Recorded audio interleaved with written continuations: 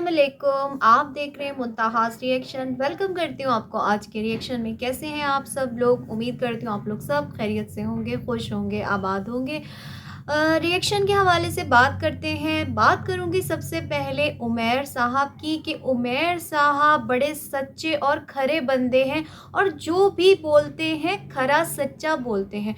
उनके इस खरे सच की वजह से कुछ लोग बिलबिला उठे और बिलबिलाए ऐसे कि फूट पड़े, बात की और उसके बाद गायब हो गए, जैसे गधे के सर से सींग गायब होते हैं। इसी तरीके से वो बिलाल और समीना को टारगेट कर रहे थे एक्सेस को लेके, और उसके बाद कुछ 4-5-6 दिन हो चुके हैं बिलाल और समीना यूट्यूब से बिल्कुल गायब हैं। समीना तो फिर भी थोड़ा बहुत अपने इंस्टा अकाउंट, बल्कि थोड़ी नहीं काफ़ी ज़्यादा इंस्टा अकाउंट पे नज़र आ जाती हैं अपने स्टोरी के थ्रू, क्योंकि वहाँ पे भी तो उन्होंने अपना बिजनेस चमकाना है।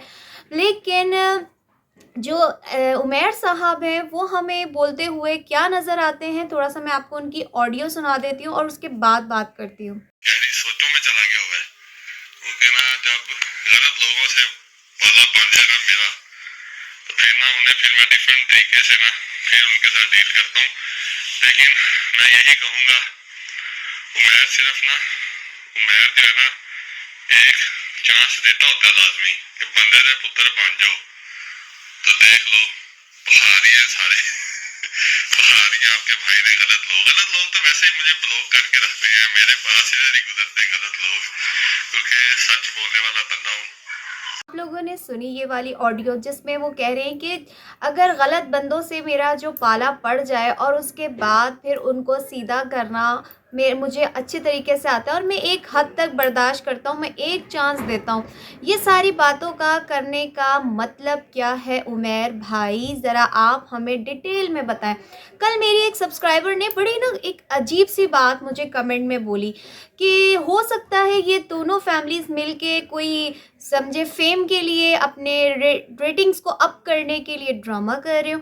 मे भी हो सकता है, ये भी हो सकता है। अगर इसको सेकंड साइड पे रख के सोचा जाए तो कुछ ऐसी फैमिलीज़ होती हैं जो मिल के एक गेम खेल रही होती हैं अपनी ऑडियंस को बेवकूफ़ बनाने के लिए।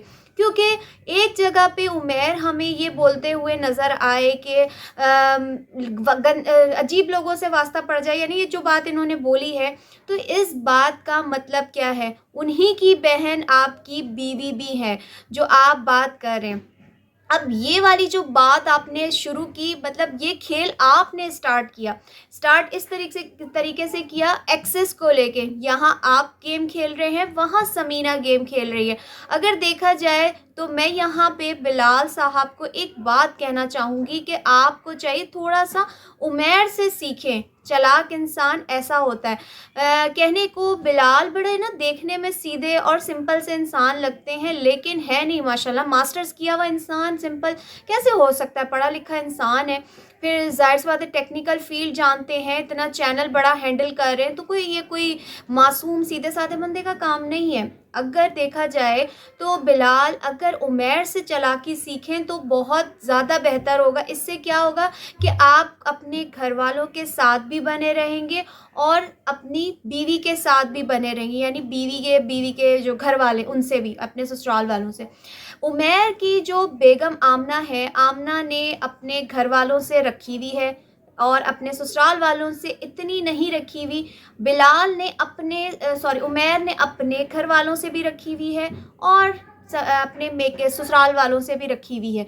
तो यही चीज़ अगर बिलाल भी करें कि अगर उनकी बीवी की नहीं बनती आपके घर वालों से, तो आपको कम से कम किनारा कशी अपनी फैमिली से नहीं करना चाहिए, उमैर से सीखना चाहिए। बाज़ लोग आके मुझे कमेंट्स करते हैं और कहते हैं कि उमैर बहुत ज़्यादा चालाक है, और वाकई ही उनकी बातों से ये फ़ील हो रहा है कि वो हद से ज़्यादा चालाक है। अगर देखा जाए उमैर ने ये चीज़ एक्सेस वाली शुरू की, उसके बाद जवाब वहाँ से मिला जहाँ से उनकी वो चीज़ चल रही है।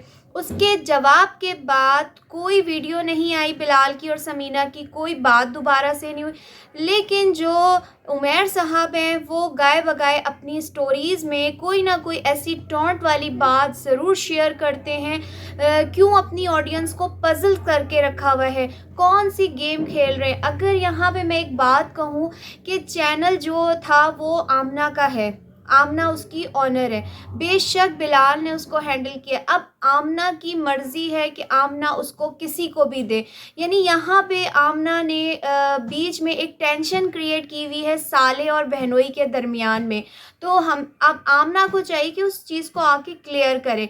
यानी ये जो आप लोग पजल्स वाला अपनी ऑडियंस के साथ गेम खेल रहे हैं, क्योंकि कुछ जो उमैर के हैं फेवरेबल वो बिलाल को जाके वहाँ पे सुना रहे हैं, समीना को बिलाल को, और बिलाल समीना के जो फेवर करने वाले लोग हैं वो उमैर के चैनल पे जाके वो कर रहे हैं। फिर ये वाली बात कुछ बहुत अजीब सी मुझे फ़ील हुई कि उमैर ने भगा दिए सारे, ब्लॉक लिस्ट में उमैर को रखते हैं ऐसे लोग जो यानी जवाब नहीं दे सकते।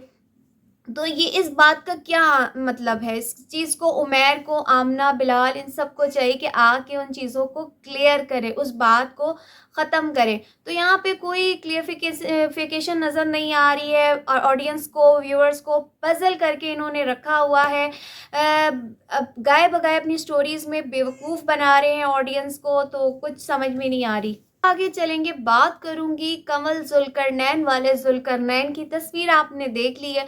अब इस तस्वीर के साहब के हवाले से मैं बात करती जाऊं कि जुल्करनैन साहब का एक व्लॉग आता है जिसके अंदर वो कहते हैं कि मुझे अवार्ड नहीं मिला टिकटॉक का, बड़े तैयार शैयार होके रजब साहब के साथ, अपनी बेगम के साथ वहाँ पे पहुँचे इवेंट में। लेकिन आगे जनाब उनको पता चलता है वो अवार्ड किसी हमज़ा नामी टिकटॉकर को मिल गया है।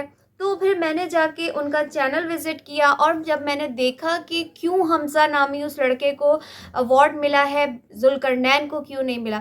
अच्छा, पहले ना मैंने जब उस लड़के का चैनल विज़िट नहीं भी किया था तब भी मेरे दिमाग में ये चीज़ आई थी। मैंने सोचा कि क्यों ना मैं अपने जो मेरी ऑडियंस है, मेरे व्यूवर्स हैं, उनके साथ में इस चीज़ को शेयर करूं और इस वीडियो को ज़्यादा से ज़्यादा आगे पहुंचाएं। जुल्करनैन को अवार्ड नहीं मिला, रजब को अवार्ड नहीं मिला, या मास को नहीं मिला, या जिस टिकटॉकर को भी नहीं मिला। अब मैं यहाँ पे एक बात कहना चाहूँगी कि आपको किस चीज़ पे अवार्ड मिलना चाहिए था? आपको जुल्करनैन साहब, आपको इस चीज़ पे अवार्ड मिलना चाहिए था कि आप बताते हैं कि मेरी बीवी प्रेग्नेंट हो गई है, मेरी बेटी ने पॉटी कर दी, मेरे हाथ पे पॉटी लग गई, मेरी एज़ल यूँ हो गया, मेरी एज़ल के कपड़े लेने हम चले गए, मैं यहाँ चला गया, मैंने क्रिकेट मैच खेला, मेरी बेगम जो है, हम जो है टूर पे चले गए, टूर पे ये हो गया, गाड़ी का टायर पंक्चर हो गया, किचन में आग लग गई। आपको इस चीज़ पे टिकटॉक का अवार्ड मिलना चाहिए। अच्छा, एक ना बहुत दिनों, मतलब बहुत दिन नहीं, अभी कुछ दिन पहले की बात है, एक हमारी ड्रामा एक्ट्रेस है, मैं उनका नाम इस वक्त नहीं मुझे जहन में आ रहा, लेकिन उनकी मैंने वो वीडियो देखी थी। उन्होंने एक बात बोली थी, जब रबीका खान को अवार्ड मिला था टिकटॉक के हवाले से, तो उस पे कहती हुई नज़र आई कि रबीका को अवार्ड क्यों मिला, रबीका क्या करती हैं, रबीका का क्या टैलेंट है। रबीका सिर्फ़ और सिर्फ अपनी लिपसिंग करती हैं, अपनी अदाएँ दिखाती हैं, तो इस चीज़ पे इनको अवार्ड मिला था। हम सुबह से लेके शाम तक एक्टिंग करते हैं, शूटिंग में आते हैं, पिक्चराइजेशन होती है, यानी हम उस डायलॉग को याद करते हैं, हम उस चीज़ को पढ़ते हैं, हम उस चीज़ पे रिएक्ट करते हैं।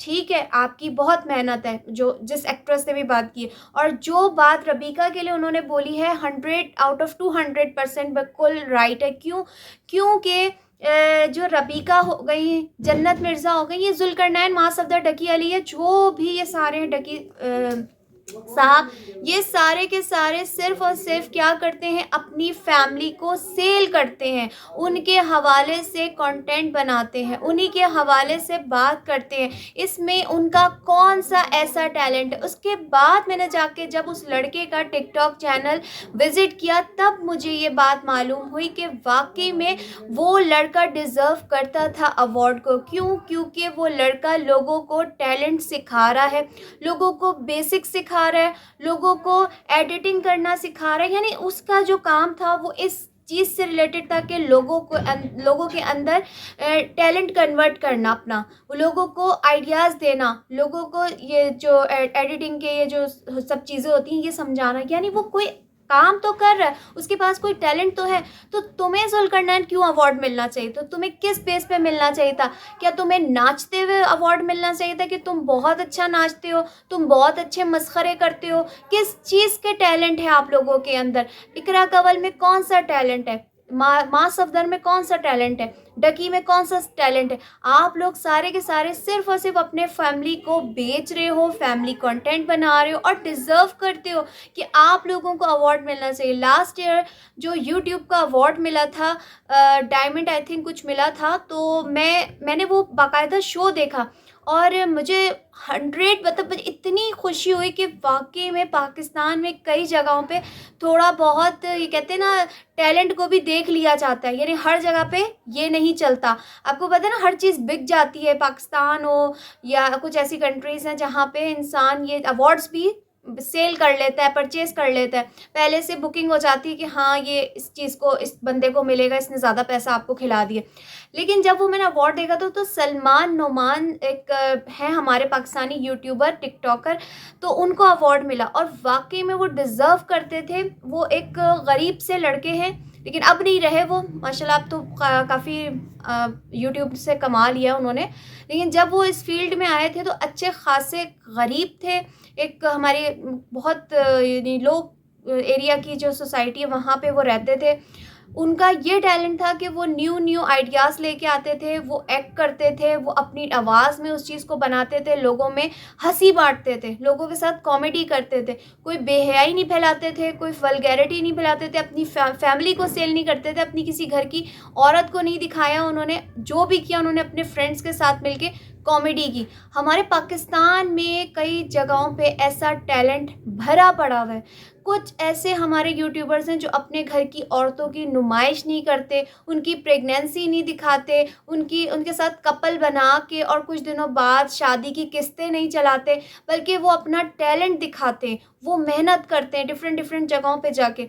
उनको अवार्ड मिलना चाहिए, ना कि ज़ुल्करनैन साहब आपको अवार्ड मिलना चाहिए। आप क्या करते हो? सुबह उठते हो, मुँह धोते हो, कैमरा उठा लेते हो और बताते हो कि आज कमल यहाँ जा रही है, आज हम यहाँ जा रहे हैं, आज मेरा मैच है, आज एज़ल गिर गई, आज एज़ल रो गई, आज एज़ल ने ये कर दिया। तो इन चीज़ों पे आप लोगों को अवार्ड मिलना चाहिए। जिसने भी ये अवार्ड दिया है, बहुत अच्छी वोटिंग थी, बहुत अच्छा हुआ आपको अवार्ड नहीं मिला, क्योंकि आप जैसों को अवार्ड मिलने का मतलब है कि हमारी जो जनरेशन है वो मज़ीद ये काम करती कि इस चीज़ पे हमें अवार्ड मिल रहा है कि हम लिपसिंग कर रहे हैं गानों पे, हम गानों पे डांस करके दिखा रहे हैं और हम जो है अपनी फैमिली की नुमाइश कर रहे हैं, तो हमें अवार्ड मिलेगा।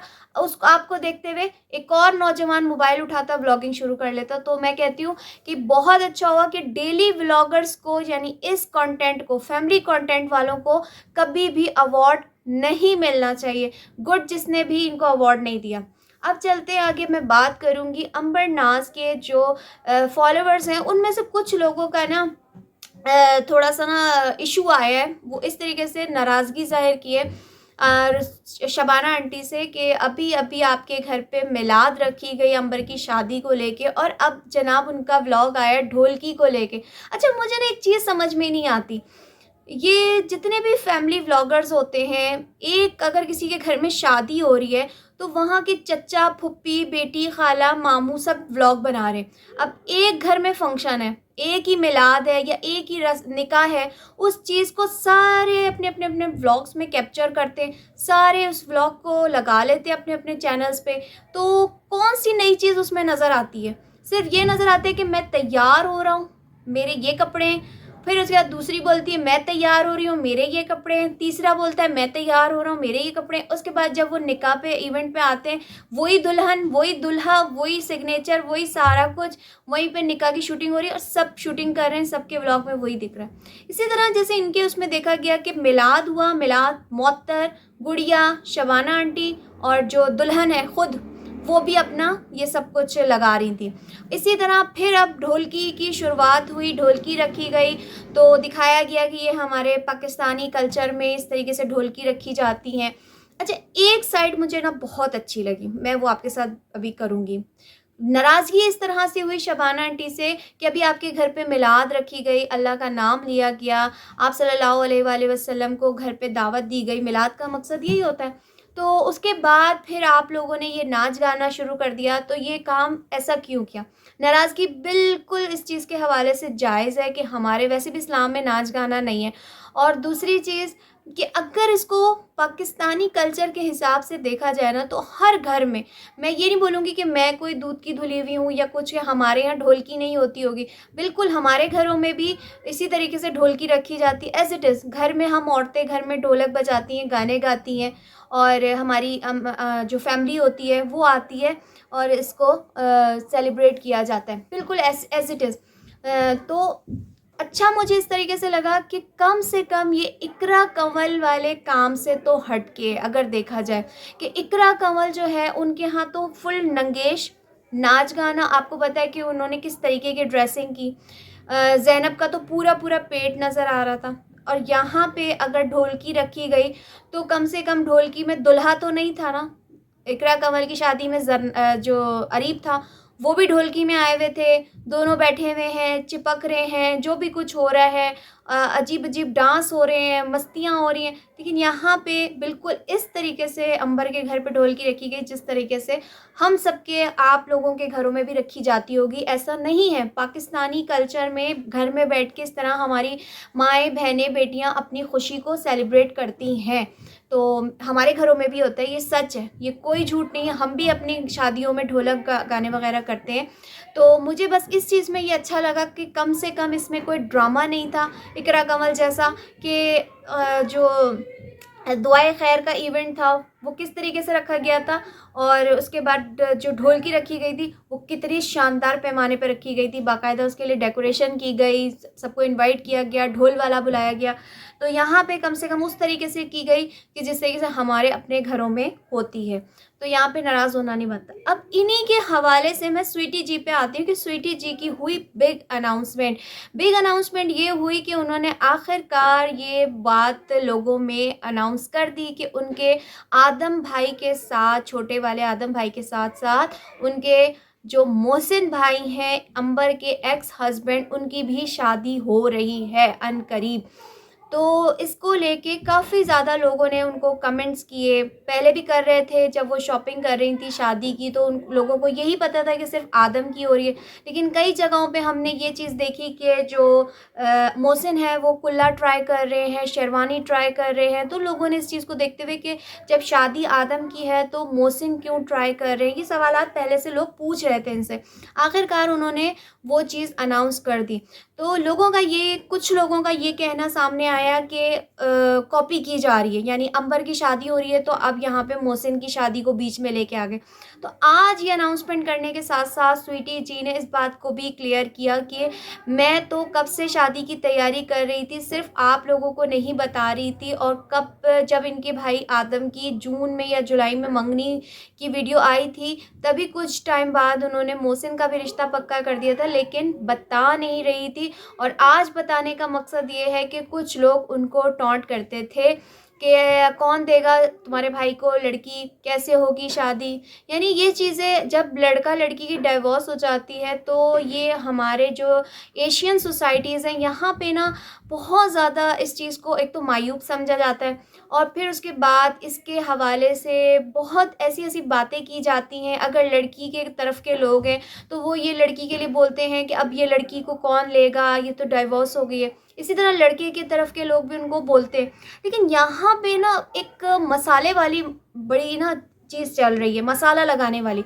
अब मसाला इस तरीके से लगाया जा रहा है कि कुछ स्वीटी जी के फॉलोअर्स, स्वीटी जी के जो उनके सब्सक्राइबर हैं, वो आके अंबर और शबाना आंटी के कमेंट सेक्शन में आके इस तरह के कमेंट्स करते हैं, बकौल शबाना आंटी के और बकौल स्वीटी जी के।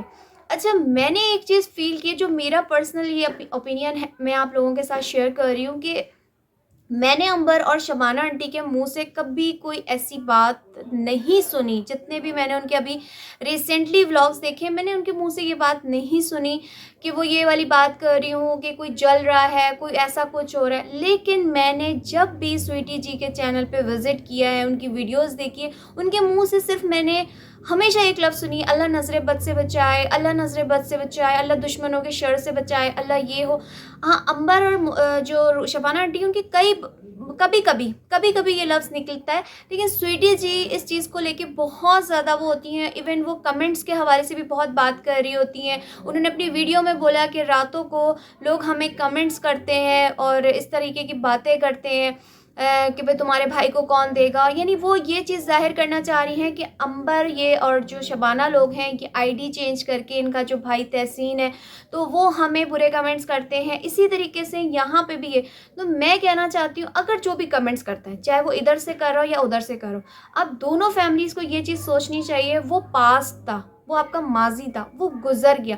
अब आपने अपने बच्चों के लिए, अपने बहन भाइयों के लिए, अपने फ्यूचर को देखना है। आपने इस चीज़ को नहीं देखना और ना देखना चाहिए। और जो मसाला लगाने वाले कमेंट्स करते हैं लोग, उनको भी चाहिए कि इस चीज़ को इग्नोर करें। अल्लाह ताला अंबर के नसीब भी अच्छे करे, जो उनकी अभी लाइफ बन चुकी है। सुनने में तो ये है उनकी शादी हो चुकी है, तो अल्लाह उनके नसीब अच्छे करे, उनका घर हंसता बसता रखे। इसी तरह अब जब मोहसिन की शादी होगी तो अल्लाह पाक उनके भी घर को इसी तरह हंसता बसता रखे, उनके भी नसीब अच्छे करे। अल्लाह ताला तमाम मेरे बहन भाइयों बच्चियों के नसीब अच्छे करे। तो कभी भी किसी को लेके इस तरीके से रिश्ते को लेके मसालाबाजी नहीं करनी चाहिए, क्योंकि ये दुनिया है, मकाफात अमल है। आज अगर हम किसी के लिए कुआं खोदेंगे, बुरा सोचेंगे, कल वो चीज़ हमारे साथ होगी। तो खुदारा ये डाइवोर्स किसी के ज़िंदगी में भी आ सकती है, बुरा वक्त कभी भी किसी पे भी आ सकता है। तो जो बीच में ये मसाला खेल रहे हैं ना, मैं उनको ये मैसेज दूंगी, खुदारा ये काम ना करें। तो बस ये था मेरा आज का रिएक्शन। आई होप आप लोगों को अच्छा लगा हो तो लाइक कमेंट शेयर ज़रूर कर दीजिएगा। अपना प्यार इसी तरह मेरे साथ बनाए रखिएगा। अपना ख्याल रखिएगा। अल्लाह हाफ़िज़।